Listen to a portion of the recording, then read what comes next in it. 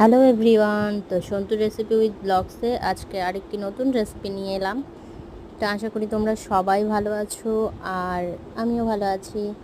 তো আজ দেখো আমি তোমাদের সাথে একটা নিরামিষ রেসিপি শেয়ার করছি। তো অনেক দিন পর পনির আনা হয়েছে। তো এখানে 50 গ্রাম পনির আনা হয়েছে। তো আমি এটা তেলের মধ্যে ভেজে নিলাম। আর এখন দেখো এর মধ্যে আমি সেদ্ধ করা আলু দিয়ে আজকের রেসিপিটা করব। তো দেখো তেলের মধ্যে আমি তেজপাতা, সামান্য দারচিনি, গোটা এলাচ আর লং দিয়ে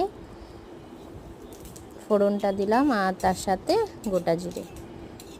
তো হালকা ভাজা ভাজা হয়ে গেছে। আর এর মধ্যে আমি এখন দিয়ে দিব কেটে রাখা টমেটোটা, অর্ধেক টমেটো আর আলু দিয়ে আমি এখন এটাকে হালকা ভেজে নিয়েছি। আর এই দেখো মশলাটা যে করেছিলাম এখানে কিছুই নয়, শুধু অর্ধেকটা টমেটো আর একটু জিরে, একটু আদা আর লঙ্কা বাটা।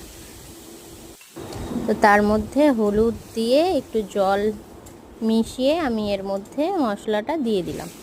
দিয়ে এখন ভালো করে লবণ দিয়ে, স্বাদ মতো লবণ দিয়ে আমি এটাকে ভালো করে কষাবো।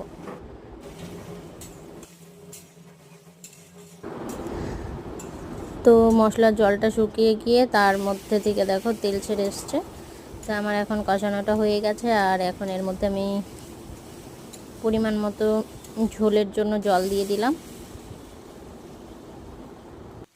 যেহেতু অল্প পনির আর অল্পই তরকারিটা করব, তাই ঝোলের পরিমাণটাও কম দিলাম।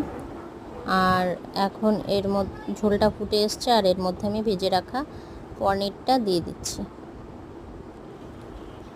আর এখন দিয়ে দিচ্ছি দেখো গরম মশলা। ঝোলটা ফুটে এসছে। আর এখন স্বাদ আনার জন্য সামান্য চিনি দিয়ে, যেহেতু নিরামিষ তো তাই আর কি একটু চিনি দিলে পরে টেস্টটা বাড়ে। তো আমি এর মধ্যে একটু চিনি দিয়ে দিলাম। আর এখন সামান্য ঘি দিয়ে নামিয়ে নিব। তো তোমাদের কেমন লাগলো আজকের রেসিপি? আরেকবার দেখা হবে। তো আজকের মতো এই পর্যন্তই। সবাই ভালো থেকো, সুস্থ থেকো। আর যারা আমার ভিডিওটা দেখছো অবশ্যই সাবস্ক্রাইব করে পাশে থেকো।